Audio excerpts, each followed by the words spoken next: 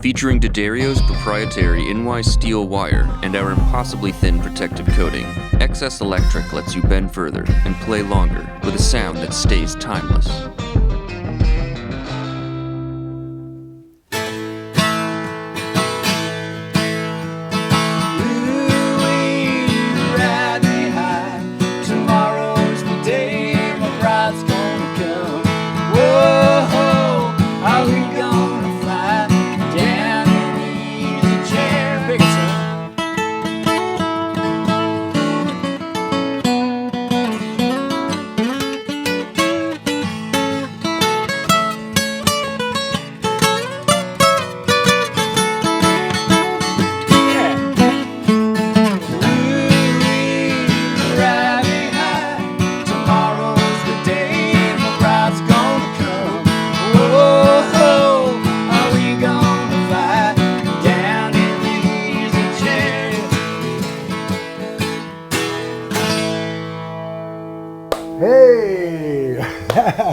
That's great. Hey, I'm John Bolger with Premier Guitar. We're in SR in Nashville, Tennessee. I'm with Jeff Hanna, founding member of the Nitty Gritty Dirt Band, and Jaime Hanna, newest part of the Nitty Gritty Dirt Band. And thank you so much for joining us today. Sure thing, John. Pleasure, man. Good to see you, man. Yeah, great seeing you both. Let's start talking about these guitars. I bought this from, this is a 1955 J185, which is a model they only made like 800 of them, I think. Wow. They made them from 51, I think, to 58, perhaps, something like that. Yeah, don't look it up. But I bought this from George Gruen the year after we did the Will the Circle Be Unbroken album. Wow. So I bought this in 72 or 73, I think. Wow. So I've had this longer. The only guitar that I've owned, which I don't own anymore, is that guitar right there. Right. Okay. Yeah. Let's hear about Jamie's, this. yeah. Yeah, well, you could probably tell the story better than I think. It's Well, a just I a think it's little a bit. That's 1964 This is- D28. Yep. But all the good stuff on here was this previous? No, when I got this guitar, it was a not messed up. George Gruen would say it's boogered now. It was actually, a lot of during that era in the '70s, a lot of guys modified their stuff. Sure. And Yeah. this thing, I worked in McCabe's guitar shop part-time in Long Beach, California. I unfortunately knew how to refinish a guitar, so bad Jeff. But I bound the fingerboard and the headstock. So really, this looks more like kind of like a D45, D41 Martin, and then refinished it. And a few years later, back, maybe mid-70s, Randy Wood, the great guitar builder and mandolin builder, did this abalone rosette. Oh, wow. And there was a guy in Boulder named Max Krimmel that was a banjo builder that did this inlay bit here too. Fancy. So again, it's we just basically say it's a hippied out Martin, which is great. Yeah. I kind of love it. Binding on the headstock and God, it's so cool. Eventually, I put these Waverleys on it. Had the big funky shallers, the gold shallers, sure, which were very. They were functional. they fit right in. They fit right in. Come, look at that Brazilian. That's all Brazilian. Oh, that Brazilian on the back is gorgeous. Wow. That's a really Uh-oh. Oh, look at that ding. A little ding. Little ding. Who did that? How did that happen? I don't remember that ding. Ooh, it's like doing it live on Antique Roadshow. It's not worth as much as this. I really dropped it. Yeah, no, that's an iconic part of country music history. This man. guitar is on the first Nitty Gritty Dirt Band album cover. Wow. Yeah. God. You don't really see it like this. You see it more like this. But you see the headstock, though. You see the binding headstock, on the yeah. headstock, yeah. Oh, how great. And I'm not playing it. My buddy Bruce Kunkel's playing it. Standing on. We're all standing on a bulldozer. Dirt band, get it? Yeah. I'm just sorry. Yeah. Subtle. Yeah. So these have been in our family since since 60. The dawn of history. Got that in 65, God. and I've had this since 73. So. Yeah, that's the guitar that raised you. That is definitely. You know, yeah.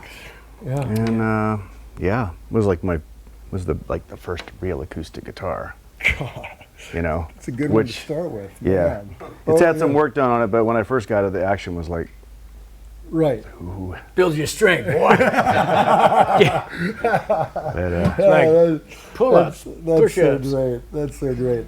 So obviously you're not touring with these. No pickups in either Yeah. of these. Have recorded with both of them quite Yeah. a bit, though. Yeah. Fabulous. And touring, Jamie, you were just saying you just got that D18, right? I did. They're making them so well nowadays that they're really hard to pick a bad one. Yeah. But this one, I fell for this one just because of the grain. It looked a lot. It had that really wide grain, which is, I guess, not super duper common for Sitka, but it's not out of the ordinary. It can be all over the place. You know. Right. You still get that Spruce has a sparkle, thing, man. that bear claw going on in there. But yeah, I mean, I love the way it sounds. Wow. That's a loud guitar. Yep. Yeah, that's it. out of the box. Yeah, out of the box. Yeah, wait till wait till it's 57 years old with that other one. Right. Yeah. Yeah, I don't know what they're spraying on them nowadays, but you never know. Feather light too. When I picked it up, there's like Yeah, it's just Lightly under braced under scout. 4 pounds. wow. Scallop brace. I think the pickup probably weighs more than the guitar. Yeah. Say what? So the pickup probably weighs more than the guitar. That's not true. but Yeah. Yeah. Oh yeah. That's It's okay, the that's capo that fabulous. makes it drop. Yeah. And Jeff, what are you touring with live? Well, let me show you. Yeah, perfect. Let's see that.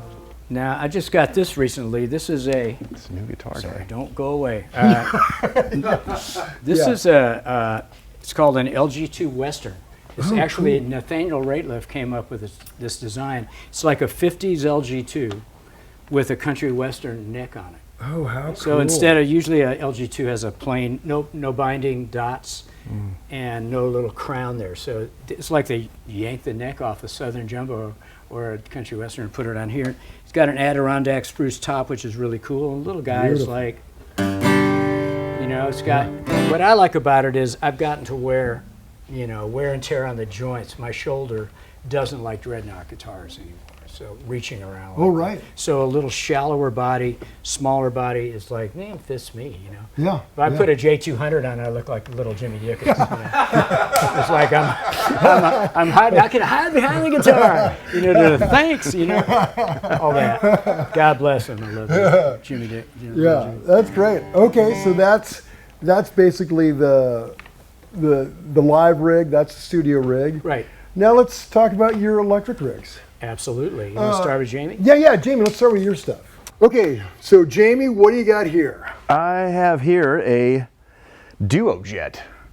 It is a 50, I think the 57 Duo Jet with the Alamo inlays, and I replaced the Dynasonics with the TV Jones Classics, Oh. which is a pretty low output, but they're humbuckers. Sure. So, and it's solid. When I was with my last band, Yeah, Gary Allen. Gary Allen. Yeah, I saw you all the time out with it. this was my main. This Yeah. was my main go-to. Yeah. Most 90% of the time. Yeah. And that was a loud rockin' band. it too. was. Yeah. Yeah, and it was fun. I played this through a Mesa Boogie half stack. Yeah. at the time. Yeah, epic. And I've got the little Hare Krishna sticker on the back that my friend in Guitar Tech, Lee Dixon, put on there. Very George Harrison of you. Well, I think George Harrison may have given it to him. Really? He teched for Clapton for 30 years. Because I saw one of Harrison's guitars that had that right same place. Really? And Yeah. I think the Clapton one he put up here on his 335. Oh. So, yeah, I've got that on there, and I've got my brother Christopher's decal here. That's beautiful. And yeah, this one's just my, it's one of the hammers for sure. And it looks cool because it has the Bigsby. Best kind. yeah. Over the bridge. Yeah, I love that. So, yeah. Yeah, let's hear a little bit of that thing. Ooh, all right.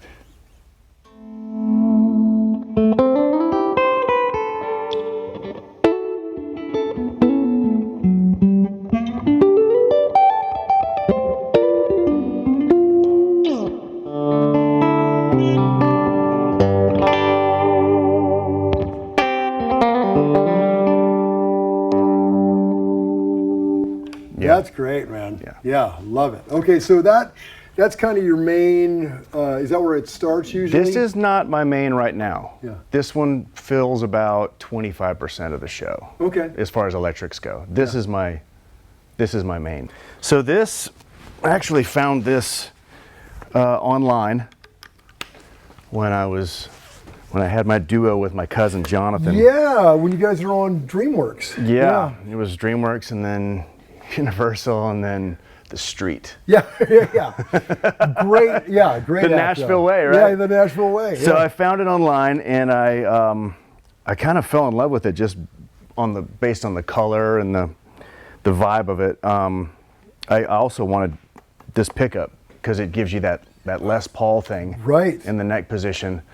And I bought it from a company in Chicago. It wasn't Music Exchange, but it was another company. And I bought it and I loved it and had it refretted, and it's just been awesome. It's just the tones they run the gamut. You can get that tele tone. You can get all kinds of different things going on. You got that,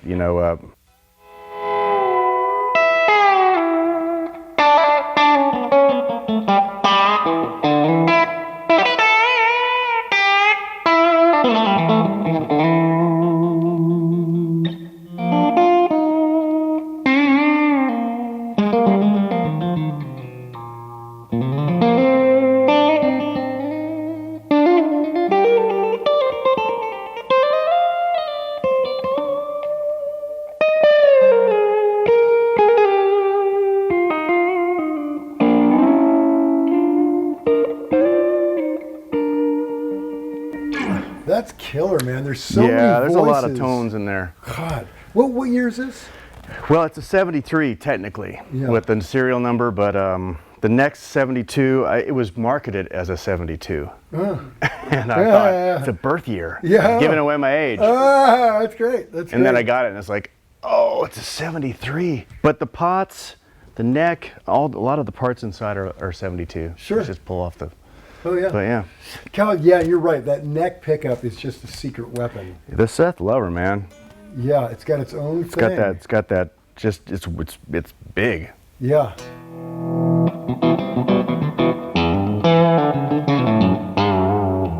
Right, Yeah. and the two together is just amazing. You can do all kinds with it.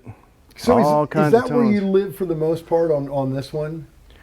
You mean right here? Yeah, I mean, no, I mean this guitar. Is this your main? This is my main one. You can do, there's just a lot of like,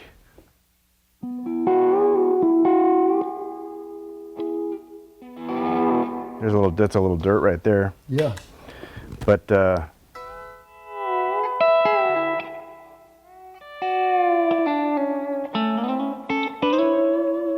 and then you've got the hippie trippy kind of like, Right.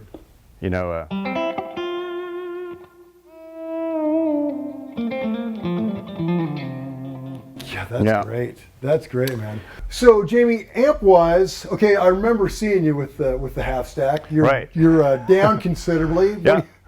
I've downsized on the amp. Yeah. But no, this is one of the Reissue Deluxe Reverb drip edge that came out a few years ago, and I put a Celestion Alnico in it, and it sings. It's pretty great. Did it make a big difference when you change speakers? It did. Yeah. And I'm not a speaker nerd when it comes to that, but I could immediately tell.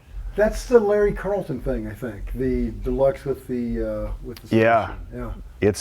It's great. I mean, if I have to go bigger, then I'll do a bigger amp. But for the most part, it fits the bill for most everything. Yeah, I'm sure it keeps up fine with like this, but like that Gary Allen thing, that was loud. It was I can't loud. stress how loud those It guys was. were. It was loud. Yeah. And I actually had cool speakers in that as well, but Of we don't course need to you get did. into that. I mean, I did kind of get into the speaker thing for a minute. Yeah. And my locker will show you that I got into it for a minute. Just for a minute, though. Yeah. Yeah. Let's talk about your board here a little bit. You don't have a ton of stuff. No, it's a big board. Yeah, big board, not a ton of stuff. You got your acoustic rig. You're going into the DI or into the Fishman into yeah. Tell me what you're It's doing actually here. so. I kind of designed this. I had help with my friend Ryan Warner. Oh yeah. When I was playing with Gary and sure. Which reminds me of the Steve Warner rundown. If you've not seen that, watch that. And you guys toured together forever. Yeah, with Gary. yeah, we did. He's a great guy, great player. Yeah, great. And he hooked me up with is it XTS, right? They're here in town. Yeah. And they built the board, and I have this DI over here because the front of house guy didn't want any signal or any kind of messing with the signal. So that's just for guys who don't like this thing, the Aura. Yeah, right. Right. Which I like the Aura, especially when I had great. ears. Yeah. But so that's basically the acoustic setup right there. There's a pedal, DI, which if this goes out, I've always got that right there. Yeah, so the tuner into the Fishman and then done. Done. Okay, but well, okay. So basically, you've got the Ernie Ball volume, and then Ernie Ball volume, yeah. Tuner out into the TC Electronics tuner, and then looks like you're hitting the Keeley compressor. And that's on sometimes, sure. Yeah. And I've got this as a boost, that the XTS equal EQ. I keep my Tim on because the Tim is pretty much the constant. Right. As far as with the amp comes the Tim. Yeah, that's really great for backline, right? So no matter what you plug into, it kind of sounds like you. It's really transparent. It's it just has the perfect amount of overdrive and sparkle, but it can also clean up really nice. Yeah. I mostly use it just on the main setting, which is the little blue light. I use the gain sometimes, the boost, if you will. Sure. But that's on most of the time, unless I'm really trying to get super clean. Sure. In which case I'll just use a compressor and maybe a little delay or something like that. Yeah. And then from there, looks like, God, what's next? And right now I've got this Archer over here. Oh, those are and that's great. another Ryan Warner gift. Oh, really? Yeah, he had two. He had a gold one and a silver one, and he gave me one. So I put it in the board, and Ryan's got two of everything. he has an unbelievable collection. Yeah. His amp and pedal collection is. Oh, God, I know. I mean, it's a thing, right? It's a thing. It's an addiction. It is. Yeah, I got kids. I don't have to worry about that anymore. Right. And then I got this super badass MXR, which is it gives you that, like, if you're looking for that if you need that.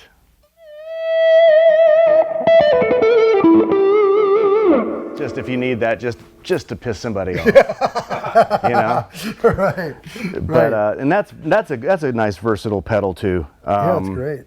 But yeah, I mean, between the Tim, the compressor, and the M9's great too. Paul Allen actually turned me on to these. Oh, really? Yeah, they're great. And this is my second one. The first one kind of went kaput. High mileage, though. You do put a lot of miles. You do put a lot of miles in them. A lot of stomping. And a lot of stomping. Yeah, I know there are people that work on these that put better switches in them, but I pretty much keep one thing on here: a couple of delays, Verb, and maybe a chorus and tremolo. And it's just pretty much basic. Yeah, lean and mean. Yeah. Yeah, well, that's fabulous. Well, I love your playing, man. It's killer. Thanks, dude. Yeah. Appreciate it. What are you laughing about? Well, playing on film. No, it's okay. So, true story. So back like 30 years ago, when we were kids, and I was an older kid, and you were a young kid. And you had long hair. I had long hair, as did everybody. Yeah. Yeah, we were at the first tour. Yeah, Jimmy was actually teching for me, and it was so embarrassing because my tech was a way better guitar player than me. Not true. I mean, like, not true. Don't play my rig, man. This guy knows how to play, man. I've seen him. Well. Anyway, it's great seeing you, man. It's great to see you too, man. Yeah. Well, let's talk about your bandmate's rig now. Yeah. Okay, Jeff, we're now in Electric Land. Yes, we are. Now, with the Dirt Band, from the beginning, you've played a lot of instruments. Well, yeah, I mean, there was a time when our old buddy Jimmy Ibbotson was in the band that Jimmy Fadden, who's our current drummer and harmonica player, Doing double duty. It's He so does both. cool. He plays like he's like if Bob Dylan was a drummer. Literally, Yeah. he plays a harp in a rack and plays on the beat with the drums and behind the beat on the harp. God, and sings. He's crazy. And does good. those crazy harp bends. Oh no! Like I don't know how No, he he's does it. he's super brilliant. Yeah, Jimmy's yeah. something. But Jimmy and Ibby, the other Jimmy we call him, maybe because not to confuse him, they both played lead guitar. I played drums. I played rhythm guitar and drums. And then I was like, I kept hearing stuff that I went, you know, there's this one little thing that they don't do. Yeah. And then Fadden's, meanwhile, giving me electric guitar lessons, Yeah. teaching me some lead licks. Yeah. And I'm like, yeah, you know, it might be kind of fun. And they're like, yeah, go for it. So we all play drums and we all play lead guitar. God. So we had like this fire drill thing going on. It Right. was really fun. Yeah, what a great band. So that I- had to be just so much fun. Thanks, man. Well, we still have fun. you know, Yeah. Which Yeah. is why we're still doing this. Yeah. 100 years later. No end in sight. no end in sight. Yeah, that's great. Yeah. Okay, so right now you're on this Strat. Tell me about it. Well, this is my number one, and this guitar is like really just kind of an ordinary Strat. It's an 89 neck. This used to have I have this ocean turquoise 62 reissue Strat. Yeah. This neck came on that. Okay. And I wanted to get an Olympic white Strat, so in the mid-90s some point, I got this, but I didn't like the neck, so I took the neck off the other guitar, stuck it on here. So here we go. It's a parts Fender, folks. And these are these Sumerian Sumerian Cobalt noiseless pickups that Fender made for a while. Oh. They're really nothing boutiquey about them. They're just kind of quiet. Yeah. So, and there are 100 times I was going to rip these out and put some cool pickups in it, Right. And everybody's like, no, it sounds really good. So this is what I got. I got these little guys, and they, you know, it's got that classic. I live here all the time. Yeah.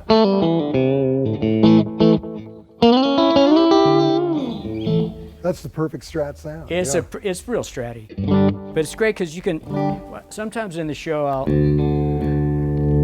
do that hip shot. I don't use this much anymore. I used to use it for one song, you know. Yeah. Right? But I can get like a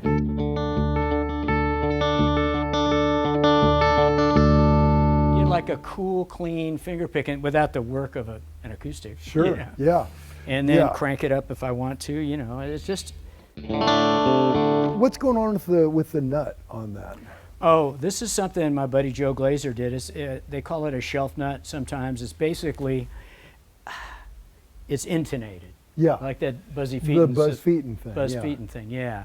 So it sounds, you know, it's still out of tune, isn't it? It's an electric guitar. Yeah, that's as close The as they beast ever get. is pretty close, but to be able to get all three first position chords are kind of a bitch with a B string. You know, it's Sure. like, get rid of that B string. It'd be so Yeah. cool, you know. But it's mostly in tune.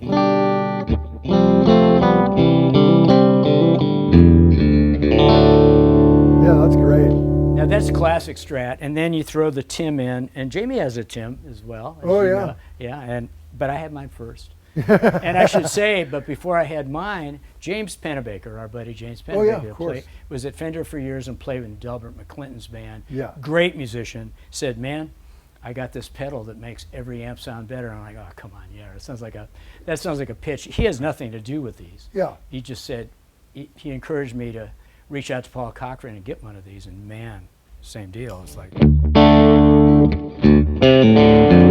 Right. and yeah. if It is the most ampy sounding, pedal. that's the thing, you know. I mean, back in my day, when I started, this is strange. I don't know if you can move the camera over here or not, but when I started, I had that amp right there. Oh, you know what? Let me just roll this. Yeah, roll over that here. sucker over here. So this is a like 64-ish? It's a 65. 65. Okay. When I started playing lead guitar, first I had a Tweed Deluxe, and that went, I traded that to a guy for some other stuff. But my buddy Bernie Ledden, who was an original member of the Eagles, Sure. He said, man, the black-faced Deluxe amps are so great. And I found this thing it cost me $65. Back in like, 75 maybe, 74. And that thing on a chair with a mic in front of it, that was it. And we were using PV amps. I'm looking there, where they aren't there. But Hartley PV was really generous to us and built us some great amps. We had that big kind of wall of like natural finish cabinets. Oh yeah. Like oak cabinets, like Marshall Tucker had. Yeah. And I think it kind of started with, probably started with the Grateful Dead. Sure. With those giant PA system looking things. Yeah. So I played through a bunch of them as well, but there was something about this little guy, which I recorded with, that just, but I think the point I was trying to get to, which always takes me a while, I never used any pedals, And Really, I finally found a little, the pedal kind of technology back then, there's always great wah-wah pedals, but I wasn't a wah-wah guy. Yeah. And the first distortion pedal I ever found that was really good was the MXR Distortion Plus. Yeah. Used one of those for a while, but I didn't care if I could clean the sound up. I just like, this guy turned up. I was playing a Les Paul a lot back then. Oh yeah. And then I had another parts Fender. It was a 63 body with a 58 neck Strat, and I switched to that. I just like slowly but surely found my way into Strat land. I found them to be a little more versatile for what I wanted to do. But again, straight in, I had a funny little kind of a knockoff of I can't remember who even made it, but it was kind of an Echoplex, but it had, rather than the little open reel tapes, it had a cassette that you stuck in there.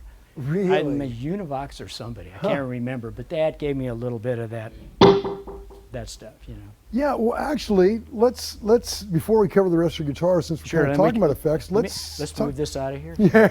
And pay good no night. attention to that 65 Deluxe. 65's going over here. All right. Yeah, as long as we're talking about it, what are you running here effects-wise? Well, that thing that you just heard there, that's a Keeley Mag Echo. Yeah, I love Keeley stuff. Oh man, Robert is so talented, man. So And great. I've been using his stuff for about 10 years. This is a Keeley Mag Echo, which is sort of their mag being magnetic tape. Yeah. You can actually tweak in distortion and wow and flutter in those things. Right. I kind of run it straight up. Really bulletproof, great sound. Just like whoop.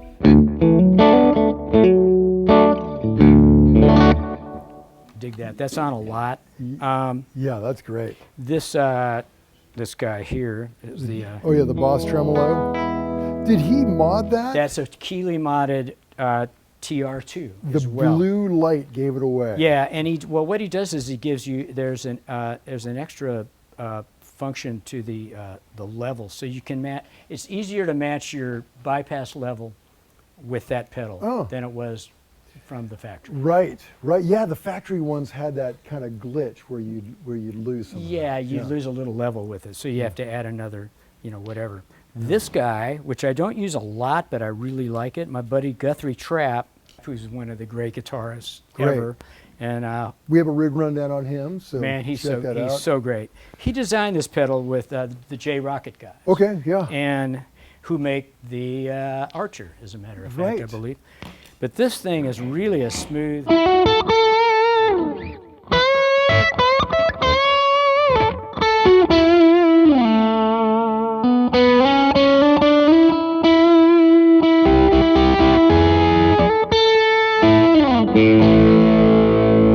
That's a little dirtier than I need most of the time, but sometimes I'm just like, hey, yeah. give me a little. Let's go dirty. Yeah, let's go dirty. That definitely does that. Yeah, that's It's great. Really, really. For guys that like compression a little more than I do, that's a great pedal. Yeah. I mean, I'd highly recommend that thing. Yeah, it really sings. And then the next one is, what is that? Keeley Katana Boost. Oh, yeah. Clean boost. I don't know if it's.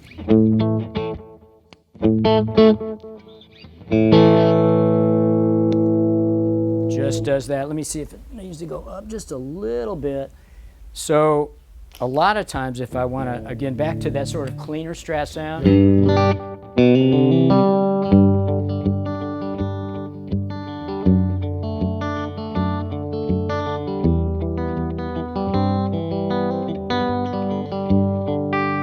But you can hear the detail it adds. Yeah. a little bit of shimmer. Again, the really transparent pedal. But I like pairing that with this. So if I'm a little loud, but it's kind of fun, isn't it? Then you add just a little more, you know, it's just a little more hair on it. Sure. You know? Yeah, that's great. And it's a real pragmatic approach that Keeley does. Having that knob there, you can actually see, you know, a guitar volume knob. You sort of know where it's it is. cool, and then you know, there's a little secret bit in there too. Oh, really? Is that which I never use. Kids, don't try this at home. But this pedal has like it's got a little built-in boost. You pull the sucker out. Oh. If you really want to make your bandmates angry. I don't have to do that to make my bandmates angry. No, yeah, that's really, I mean, this is, I always like to say, I know so many acoustic guitar players that have a bigger rig than this, you know, a more involved pedal board, but less is really more for me. Plus, you know, I'm singing and talking and blah, blah, blah. I'm like, I don't want to have to fool around, do the pedal dance much. Right. Because I can step on stuff accidentally, and I'm like, what just happened? You know, I step on the Guthrie, like, whoa! Yeah, it's pretty disorienting when you step on a loud pedal. It's really like, how long I've been out? Yeah. That's great. Okay, modest pedal board, and for your acoustic, you're running through the Fishman, same as. Yeah, the Fishman Aura, which is a modeling pedal. You know, so essentially, this has images of a variety of guitars. You know, orchestra, dreadnought, you know.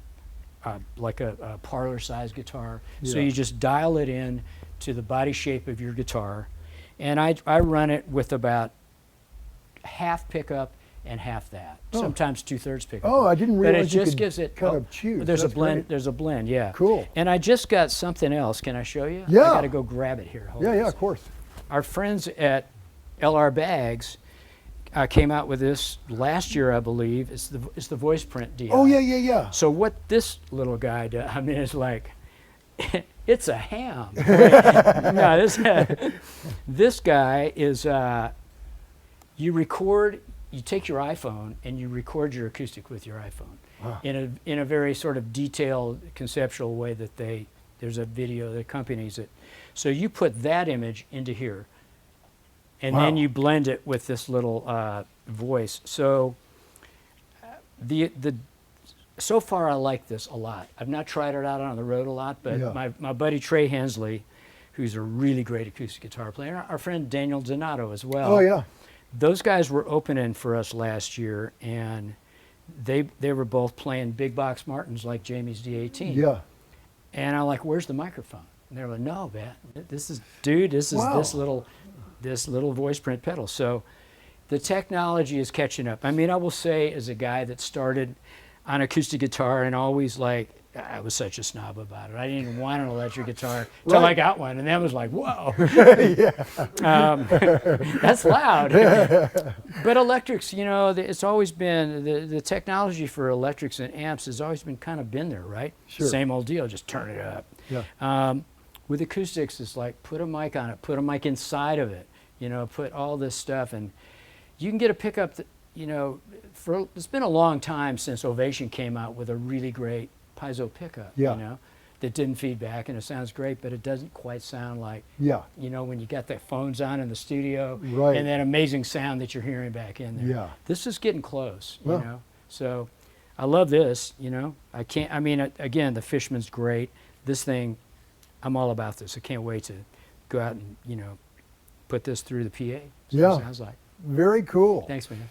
Let's talk about some of the other electrics here. I'm going to put this on standby, I think. I'll grab this for a minute. Yeah. Oh, yeah. Okay, the Les Paul. Great. Oops, A sorry. Les Paul. Yep. This is. Yeah, tell me about that. That is such a light guitar. I love that, you know, and it's not, the custom shop back in 2004, they did a series, I think they were around till about 2006 or 7, called the Cloud 9. Remember that? I don't. Well, the 9 was for 59. It was like based on an R9 Les Paul, you know, from the custom shop. And this isn't one of them, but they were chambered, so you couldn't see the F-holes. Yeah. But they were hollowed out. But they sound a little bit more like a 335 and a little, you know, they don't quite have that Les Paul thing going on. This guitar, they did a run of a thing called the Collector's Choice a few years ago. Oh, sure, yeah. A bunch of guitars. They call them Joe Walsh's and, you know. Right. All those iconic celebrity-owned. Yeah, and some great collector's guitars. Charlie Daughtry's Nicky, which is an iconic flame. Great one, Charlie, great guy. Yeah. And he's got quite the collection. But this is like, you know, it's a Les Paul. These are Ron Ellis pickups here, which I really love. I don't know if you know about Ron's stuff. Leroy Parnell turned me onto this. When they did a Leroy Parnell model gold top, I believe, initially, he said, man, you got to check these out. And again, PAF, boutique PAF pickups, you know, there are a lot of them out there. Everybody's making them. And they all claim to be the deal. The one, right? Yeah. Well, these, I think it's all about, like, you know, it's like what speaks to you. I mean, these might not, in a shootout, sound just like a set of 59 PAFs. Yeah. But they sound really good to me, and they're glassy, and, you know, he's got that.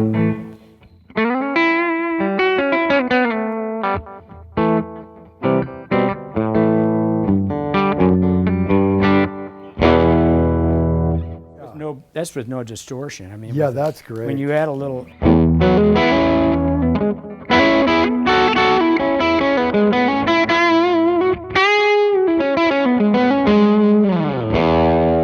Oh, that's great. And the neck pickup's good, and that's always a challenge because the neck pickup on a Paul can get really muddy. You know? But these are.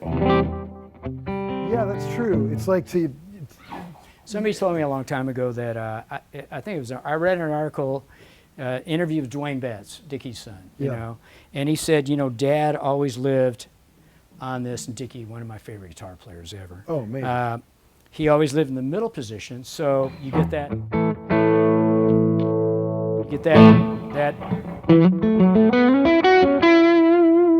you know, with that, go to the bridge. I mean, I don't think I ever used a neck pickup till I'd had my first Les Paul probably had it for 5 years, and I went, oh, what's that do? Oh, right. But the guys that are good at it, I really admire. Yeah, absolutely. Anyways, these are great guitars, man. I think, you know, I think if I, you know, running back into the house, the burning house, I would probably grab the Strat first, just because I know that I can, you know, do that all day long. Yeah. The Les Paul's a little bit more of a designated hitter for me. Sure. You know, but it can, you know, it can get you on base. Yeah, absolutely. Yeah. Well, and then you've got this. You said this is just like a one-trick pony, right? That's a one-trick pony, and I will say that guitar is that's a 2017. I think. 2017. This guitar is from the 90s. Excuse me. This guitar is from the 90s. It's a Korean-built Danelectro reissue. It's a U2, right? Yeah. That was the model, not the band. Yeah. I love the band as well. But we'll do a show, and all these guitars that I'm really proud of, like my Les Paul and my Duo Jet or my Strat or whatever, acoustics. But people are always asking questions about, where'd you get that? that weird, really low, sort of cream-colored guitar, and it's like, you know, it's like cafe au lait color. You know? It's just got this funky. Yeah, how inspiring. Especially with a little tremolo on it. You know?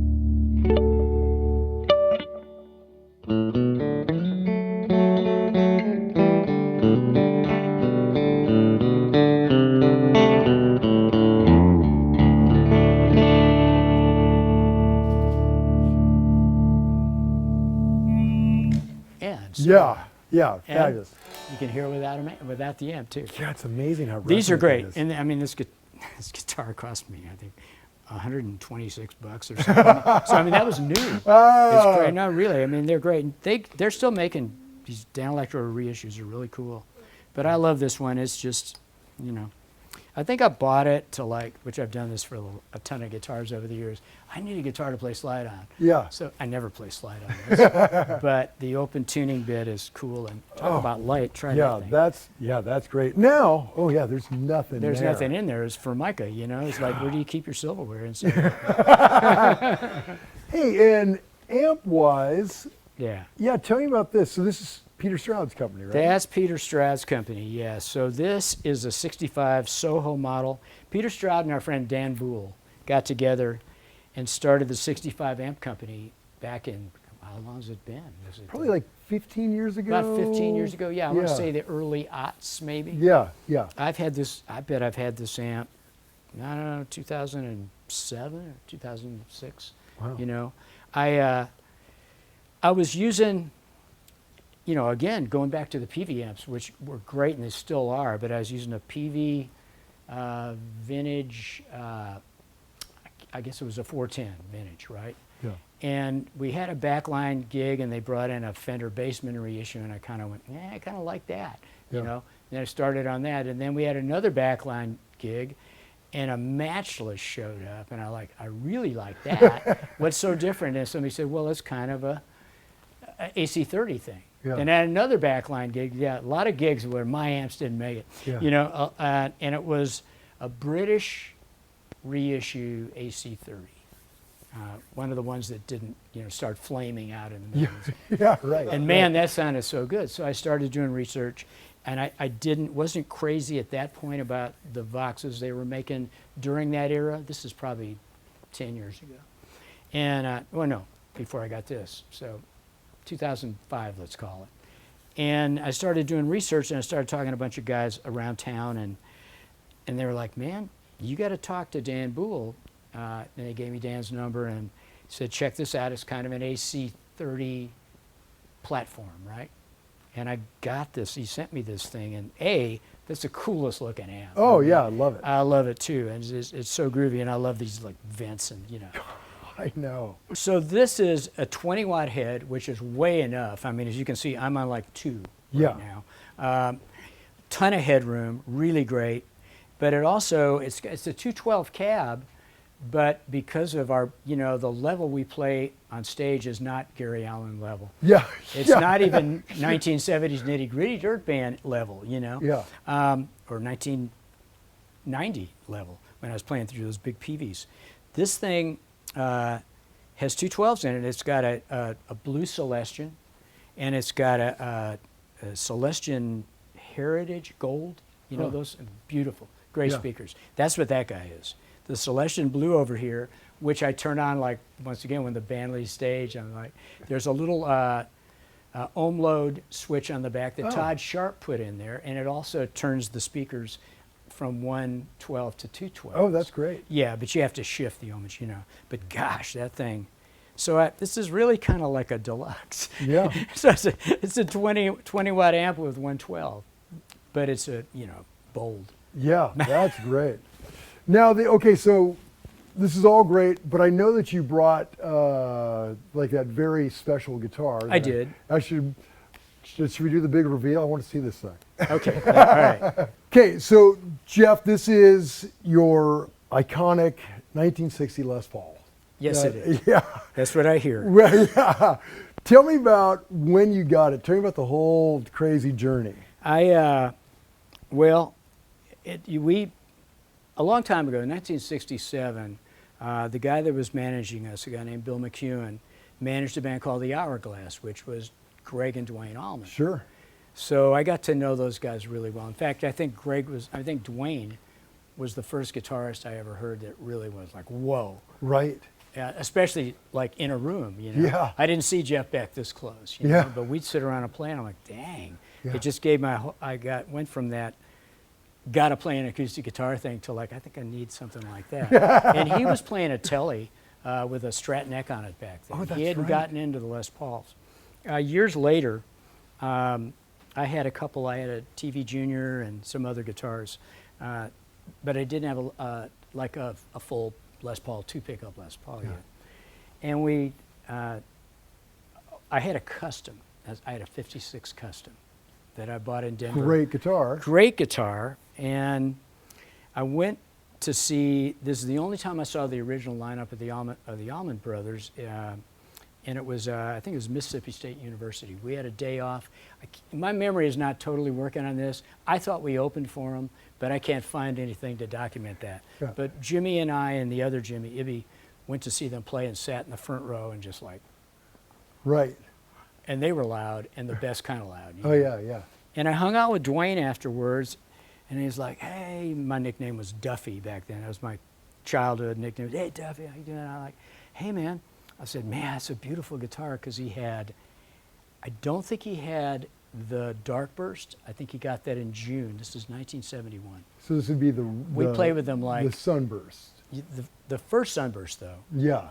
That he after played, the Gold Top. Yeah. After the Gold Top, not the last one. Yeah. You know, gorgeous guitar, all of them, Yeah. just amazing, iconic guitars. But I was admiring, because they all, his first Sunburst had a beautiful grain on it as well, and I always loved, you know, maybe it's because of acoustic guitars, but I always loved the way they looked. Right. Know, that gorgeous maple.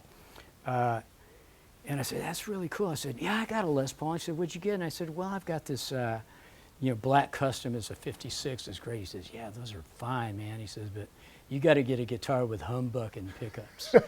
I said, what's a humbucking? And he said humbucking. And I went, oh, okay. So I bought a set of brand new humbuckers and put them in the 56, took the P90s out.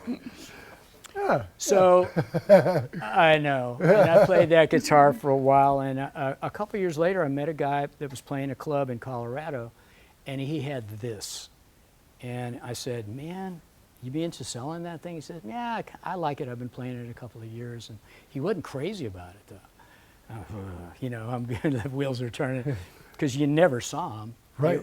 Back then you saw them more often than now, but so I said, well, I got a custom. I brought it down to him, and it had the humbuckers in it. He said, do you still have the P90s? I said, yeah. And he says, you put them back in there, and I'll think about trading you. We'll work out a deal. So I took it back to a luthier friend, my friend John Graven, who was a great guitar builder. He used to work for Gruen.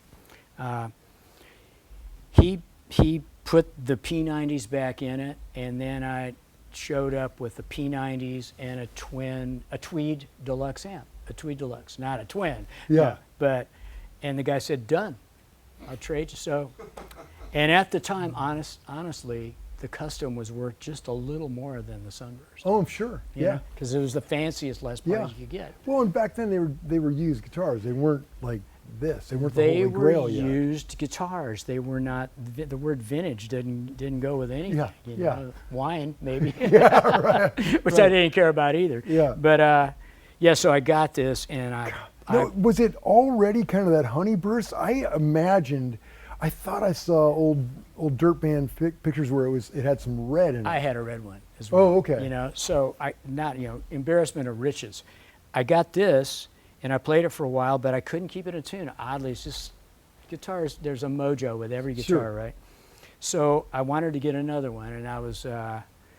I know this is stupid. This is Time Machine and a bag of cash, right? I wish I had a Time Machine and a bag of cash. So we were playing in the D.C. area, and I was looking through the paper one day, because there are no guitar stores really to go to. And it's like Les Paul, $800, 1960 Les Paul. I went, ooh, you know, what could that be? So I called the guy up, and he said, yeah, I got it over here. I met him at his apartment. And it had a repaired headstock. Kind of funkily repaired, funkily, roughly. Yeah. But man, it sounded really good. So, you know, I was like, I got to get some cash. So, got $800, gave it to him. I played that guitar all the time. Yeah.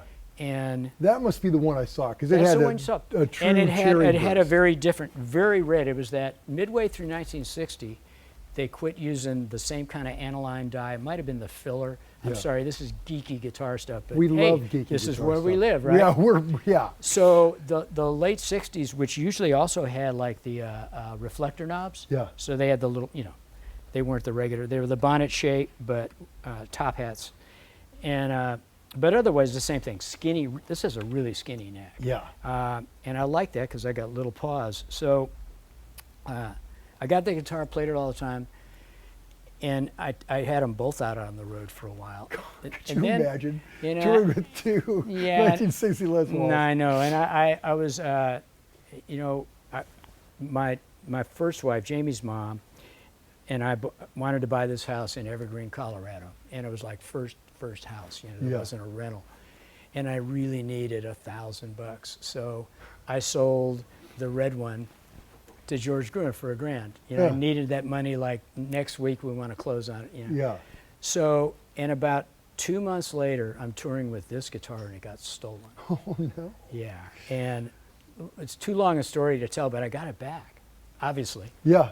And that was it. I've used it in the studio some, but never toured with it for obvious reasons, you know. And Gibson did a 2015. Did this on the Jamie's holding right now. Yep, it's a collector's choice number 33. Now, And- I want to see these two together. Oh, yeah. How close are they? Well, I mean, like blind Depends on how you blind hold. taste test. Can you? Well, Depends on how if you you were to hold get them, rid of- really. they be quiet. You walk away, and the sustain is don't touch it. It's got the taggers on it. I know, we're going to go there. All these little dings, the folks at the custom shop copied. Our buddy Mitch, I think, it's Mitch that did this, one of Tom Murphy's main guys. Yeah. Copied you that missed- ding, you missed this one. ding. I know, right? And literally, they had this guitar for about 5 months and scanned it. I mean, CT scan, all this stuff, mapping, computer mapping. And they came up with that. I mean, and they really nailed it. It's gorgeous. I mean, Let's see the back. Wow, that's. it's Look at pretty that. close. Yeah. Wow. See the little buckle yeah. rash You got right the little there? dinghy there. Yeah, the dinghy, Yeah. right. But it's great. And years ago, I had given Jamie another Les Paul that my friend John Graven built for me. Actually, when this guitar got stolen, I didn't play. The Les Pauls of that era, I wasn't a fan of. Sure. It was the Chicago music era. Right? Yeah, yeah. Is that right? Yeah, the Deluxes and Yeah. they weren't They were- even making a full humbucker at the time. I Right, think. they had the minis, right? Yeah. And they're very collectible now, of course, because Yeah. they're all old. Pancake body. Yeah, Right, whole pancake different body, deal. right? But they're real Yeah. heavy, Yeah. and they didn't speak to me. So John said, "I'll build you one." So he did, and I got this great guitar that also Jamie owns now. This I Graven own guitars that he this- doesn't want anymore.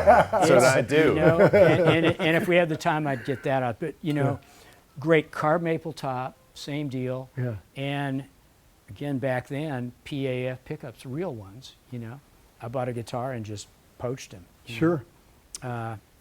Put some new ones in the guitar and sold it. Are But those PA? Those are real PAFs. Wow. So These were what was in the Graven.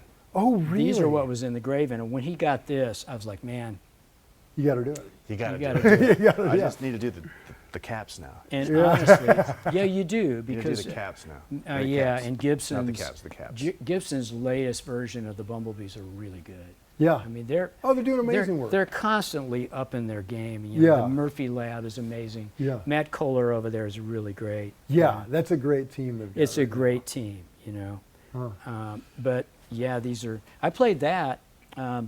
We did a 50th anniversary special for PBS called Circling Back, and I played that guitar on a couple of tunes, and man, I just loved that thing. Yeah, It that's was great. so cool. Wow. Well, Jeff, Jamie, it's such an honor to just hang with you both, man. I can't thank Very you fun, John. enough. Thanks, Pleasure, buddy. man. Yeah. Y'all, till next time.